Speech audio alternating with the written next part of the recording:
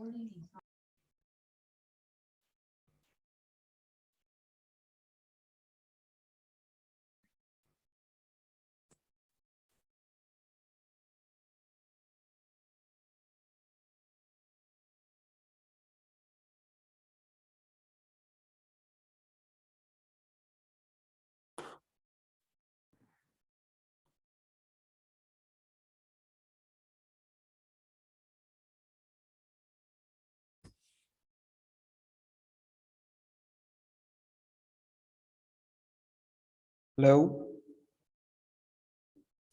Yes sir, आपकी आवाज आ रही है। जी, ठीक है ठीक है, चलो स्टार्ट करते हैं जी, जहां से हम लोगों ने किया था। बल्कि 2 मिनट और कर लेते हैं, शायद और लोग आ रहे हो।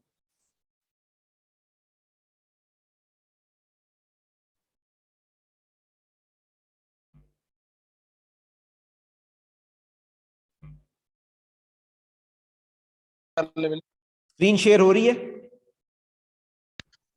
Yes sir. ठीक है।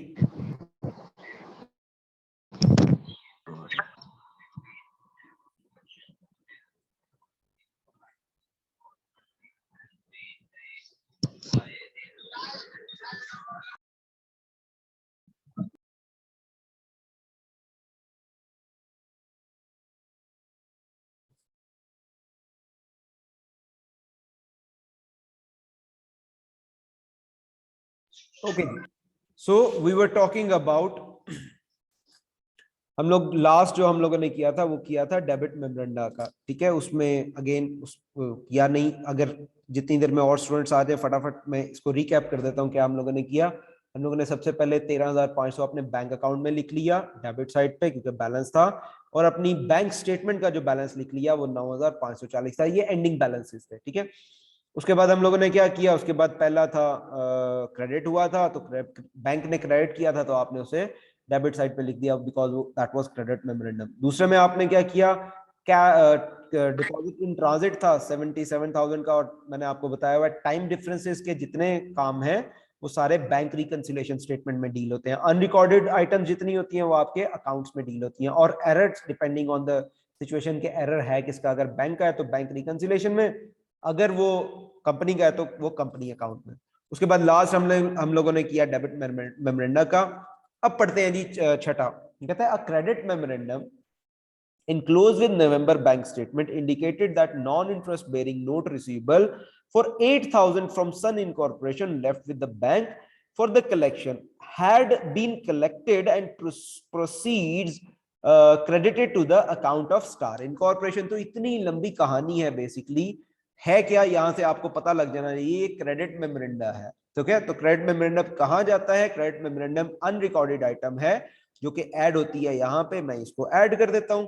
क्रेडिट मेमोरेंडम हमारे पास पहला भी था, अब दूसरा भी आ गया, तो मैं इसको क्रेडिट मेमो 2 लिख देता हूं। और वो कितने से था, वो था जी आपका, बल्कि क्रेडिट मेमोरेंडम मैं इसको जिस कंपनी की तरफ से पैसे आए वो थी सन इनकॉप, और वो कितने थे, वो थे जी 8,000 के। ठीक है, तो डेबिट मेमोरेंडा आपके बैंक अकाउंट में क्रेडिट साइड पे, क्रेडिट मेमोरेंडा आपके बैंक अकाउंट में डेबिट साइड पे। ठीक है जी, अच्छा आगे चलते हैं। इस वाले में किसी कोई इशू, छठे वाले में? No sir. ग्रेट, 7th पे चलते हैं। वो कहते हैं जी comparison of paid cheques returned by the bank with the entries in the accounting records revealed that check number 625 का चेक नंबर था जिसकी अमाउंट थी 860, issued November 15 in the payment for computer equipment and had been erroneously entered in the store records as 680। हुआ क्या कि आप क्या कर रहे थे, आप चेक कर रहे थे अपने जितने भी आपने चेक पे किए हुए हैं या जो भी हुआ है या रिटर्न आए हैं, तो पता लगा कि एक चेक नंबर था जो कि 860 का था। ठीक है, अब देखो 860 का चेक था और ये पेड चेक्स हैं। पेड चेक का मतलब ये है कि पेड चेक आपके क्रेडिट साइड पे आने चाहिए। जब आप चेक बैंक से पैसे जाते हैं दैट शुड बी एक्सप्रेस्ड या that should be written over head. जब भी बैंक से पैसे जाते हैं तो आप क्या कहते हैं, आप कहते हैं बैंक क्रेडिट, तो यहां पे लिखे होने चाहिए। ठीक है, वो लिखे हुए थे, आपने 15 नवंबर को एक चेक पे किया था जो कि यहाँ पे लिखा हुआ था, और वो कहाँ रिफ्लेक्ट हो रहा है, वो ऑलरेडी ये 13,500 में रिफ्लेक्ट हो रहा है कि इस 13,500 में से वो पैसे कटे हुए हैं। क्यों कटे हुए हैं? क्योंकि ये क्लोजिंग बैलेंस था। अब वो क्या कह रहा है, वो कह रहा है कि 860 का वो चेक था जो कि 15 को पेमेंट के लिए इशू हो गया हुआ था, लेकिन आपने गलती से उसे 680 लिखा था। तो हुआ क्या कि क्रेडिट होना चाहिए था वो 860 से, आपके अकाउंट में क्रेडिट साइड पे लिखा होना चाहिए था उसे 860 से, लेकिन वो गलती से आपने 680 से क्रेडिट किया, यानी कम अमाउंट क्रेडिट की। तो अब आप उस एरर को करेक्ट करेंगे और जो है वो उसको क्रेडिट कर देंगे कितना, जो इनका डिफरेंस होगा। और डिफरेंस कितना है? 860 और 680 का डिफरेंस मैं यहाँ पे एरर साइड पे डाल देता हूं। लेट्स सपोज ये है 860 माइनस 680, ये इतने से कम रिकॉर्ड किया हुआ है आपने, तो आप इस साइड पे से रिकॉर्ड कर दें, ये एरर है। और कितना ये बनेगा? ये बनता है जी 80 का, 80 का ही बनता है ना? नहीं, 20 और 120, 180। अच्छा, अब देखो ये एरर इस साइड पे भी लिखा है ना। लेट्स सपोज ये ऑपोजिट होता, वो कहता कि यहाँ पे मैं जाता हूं, वो कहता जो आपका चेक था ना वो एक्चुअली होना चाहिए था 680 का, लेकिन आपने उसे रिकॉर्ड किया था 860 से। वो था 680 का, लेकिन आपने ज्यादा से क्रेडिट कर दिया था। तो जब ज्यादा से क्रेडिट कर दिया तो उसको करेक्ट करने के लिए आप क्या करते हैं? उसे करेक्ट करने के लिए आप इस साइड पे कुछ लिखते हैं, तो वो एरर फिर इस साइड पे करेक्ट होता है। तो डिपेंड करता है वो एरर किस तरह का है। वो कहां से पता लगेगा? या तो जब आप ये एनालिसिस करेंगे अपने बैंक अकाउंट का और बैंक स्टेटमेंट का, वहां से पता चलेगा, या इनकेस जब आपकी सिचुएशन है, जो आपका कोर्स वर्क है, उसमें स्टेटमेंट्स मिली होंगी तो स्टेटमेंट में पता लग जाएगा कि स्टेटमेंट में क्या है। ठीक है जी, कोई सवाल यहां तक अगर है तो पूछ लो। No sir. तो मैंने इसको भी ग्रीन कर दिया। ठीक है जी, अच्छा ये भी क्लियर हो गया। अच्छा, अब क्या है? अब examination of paid checks also revealed, क्या रिवील किया?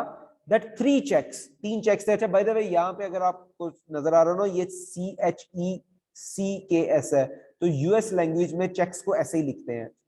जो ब्रिटिश लैंग्वेज है जो कि पाकिस्तान में चलती है, उसमें CHEQUES लिखते हैं चेक्स को। तो वो दोनों चलते हैं, उसमें कोई इशू नहीं है।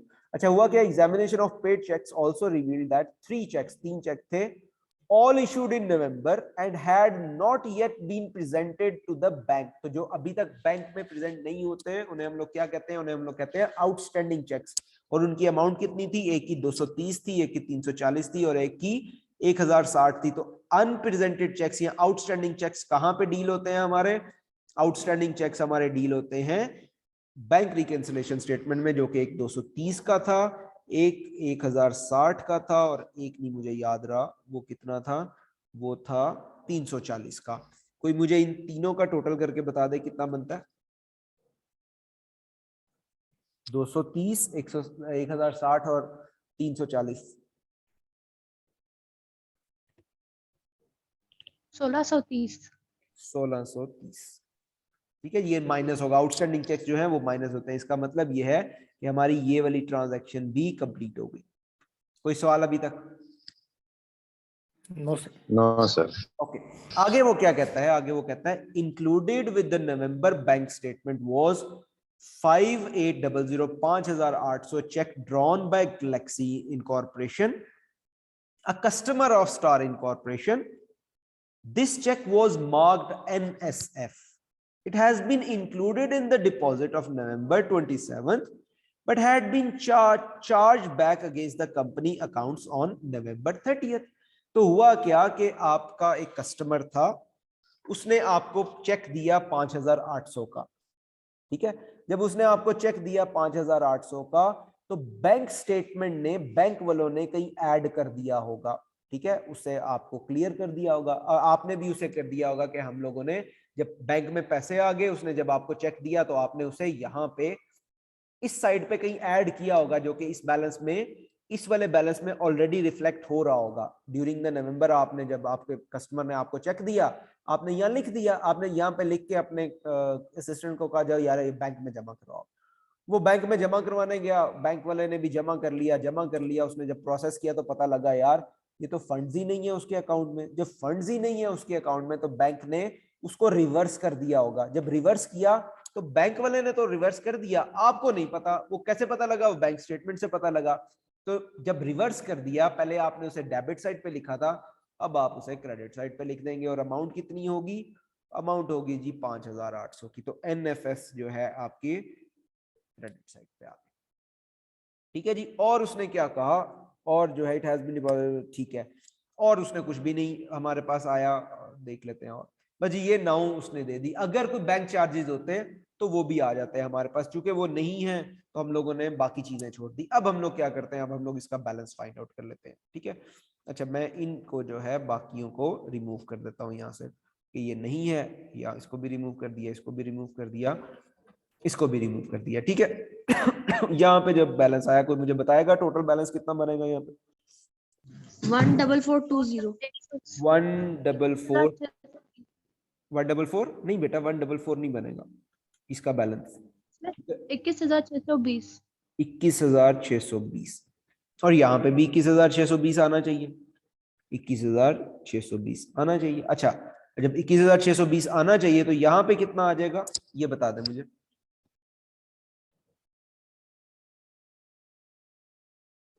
अपडेटेड बैलेंस जो है 6010। नहीं बेटा, 6010 तो इसका बना ना, ये बनेगा 6010। 6010 में से 21,620 माइनस करके, अपडेट बैलेंस हम लोगों ने निकालना है ना। ये और यहाँ पे कुछ लिखेंगे तो हमारे पास 21,620 आना चाहिए।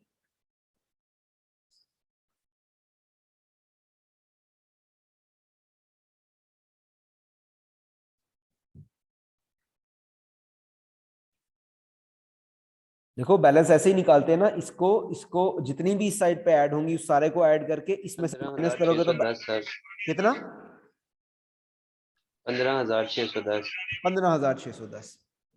ठीक है जी, ये हमारे पास अपडेटेड बैलेंस आ गया। अच्छा, मैंने एक चीज नोट किया बाय द वे, बहुत सारे स्टूडेंट्स में यहाँ पे, कि बच्चे ये जो टी अकाउंट है, बेटा बंद करना जरा उसको, अपने माइक को।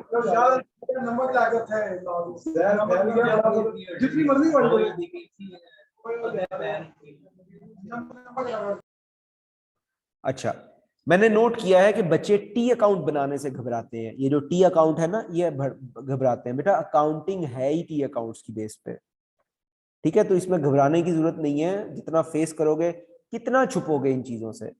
Accounting is not about plus and minus, accounting is about ये अकाउंट्स जो है बनाते हैं। ठीक है, तो काइंडली इनको समझो। मैं अवेलेबल हूं, जितनी दफा आपने पूछना मैं बताऊंगा। तो ये हमारे पास अपडेटेड बैलेंस कितना आ गया? 15,610। अब जब 15,610 आ गया, ये तो अपडेटेड बैलेंस है। Let's calculate this one as well. अच्छा, ये हमारे पास इतना ही था, तो मैं इसको सीधा बाहर ले जाता हूँ। कितना है जी? ये हमारे पास आ गया 7700। ठीक है जी, काइंडली ये भी मुझे बता दें। अब एरर्स कोई नहीं थे तो हम लोगों ने यहाँ पे कोई नहीं लाया। जरा मुझे इसका भी बैलेंस बता दें कितना आता है।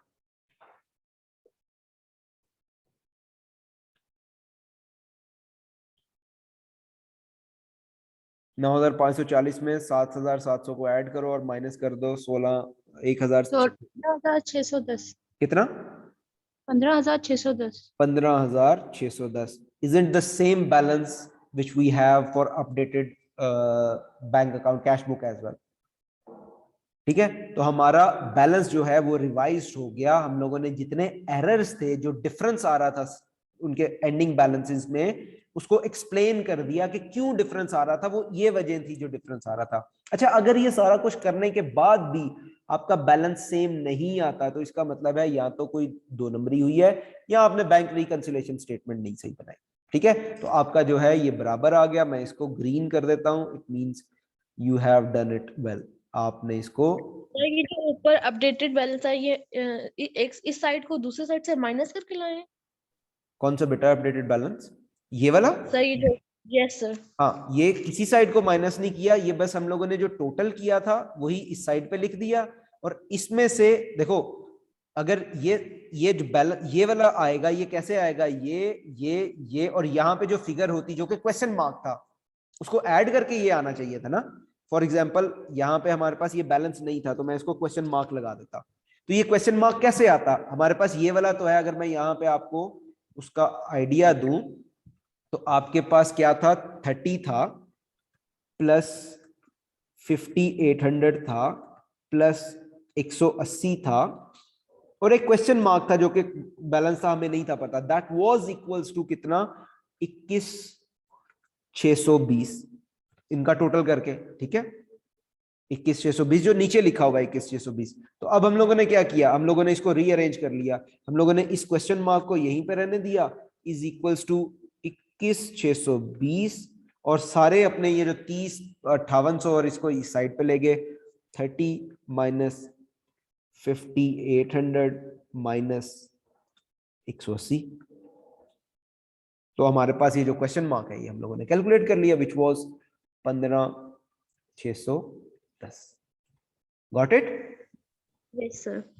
ठीक है, तो इस तरह याद होता है। यहाँ इसके साथ हमारा जो टॉपिक है, बाकी तो बीच में वो है चीजें हैं वो आप पढ़ सकते हैं, ये कैसे है बैंक रिकंसिलिएशन और मिसलेनियस चार्जेस क्या होते हैं। इसके एंड पे इसके क्वेश्चंस भी एक दो और हैं, यू कैन डू इट। ये क्वेश्चन भी करें तो it will be more than enough.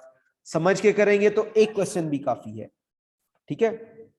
ना समझ के करेंगे तो फिर आप 1000 क्वेश्चन भी कर लें, हर दफा नई स्टेटमेंट होगी, हर दफा नया इशू होगा, so it will be difficult to manage. ठीक है सर जी। इसके स्टेप्स जी क्या कह रही हैं? स्टेप्स 2 ही थे ना वो जो आपने लिखवाए हैं अभी? स्टेप्स 2 ही थे। ठीक है, स्टेप्स 2 ही थे। अब होता क्या है, देखो, एक तो ये मेथड है जो कि मैंने आपको करवाया है, जो फॉलो मैं उसी को कहूंगा कि उसी को फॉलो करना। दूसरा मेथड होता है जमा तफरीक वाला, मतलब प्लस माइनस वाला। उसमें वो क्या करते हैं, वो पहले पार्ट पे जो हम लोगों ने बैंक रिकंसिलिएशन स्टेटमेंट बनाई है, अच्छा, वो लोग जिनको इसकी समझ आ गई है, जो मैंने मेथड कराया है, वो इसको चाहे इग्नोर कर दे ताकि कंफ्यूज ना होना, ठीक है। और जिन लोगों ने अपनी पुराना आईकॉम वाला ही यूज करना है तो वो कर सकते हैं। वो क्या करेंगे, ये वही है जो बैंक रिकंसिलिएशन का स्टेटमेंट का पार्ट है, ये पहले बना दिया उसने क्या किया, बैंक बैलेंस एज पर बैंक स्टेटमेंट उसने उठाया, ठीक है, उसमें ऐड कर दिए डिपॉजिट्स जो कि इन ट्रांजिट हैं और लेस कर दिया आउटस्टैंडिंग चेक्स। जब किया तो उसके पास एक बैलेंस आ गया। ये फिगर्स और इसलिए हैं कि इसने दूसरा क्वेश्चन लिया हुआ है। उसके बाद उसने क्या किया, एडजस्टेड, इसको उसने कहा ये एडजस्टेड बैलेंस है, कैश बैलेंस होना चाहिए या एडजस्टेड बैंक स्टेटमेंट का बैलेंस है। उसके बाद उसने क्या किया, बैलेंस एज पर डिपॉजिटर रिकॉर्ड, ये आपका बैंक स्टेटमेंट का बैलेंस होगा, वो उठा लिया। उसमें उसने ऐड और लेस किया। अच्छा, ये ऐड और लेस में मैं क्यों अक्सर चलता हूं, अक्सर स्टूडेंट्स को क्यों कहता हूं कि यार ये ऐड और लेस में ना जाना, क्योंकि आपके अकाउंट जो हैं वो ऐड और लेस पे नहीं चलते, ठीक है। इन केस अगर आप मुझे कहते हो कि सर इस मेथड के तहत भी बता दें, तो मैं आपको इस मेथड के अकॉर्डिंगली भी सेम क्वेश्चन करके दिखा देता हूं।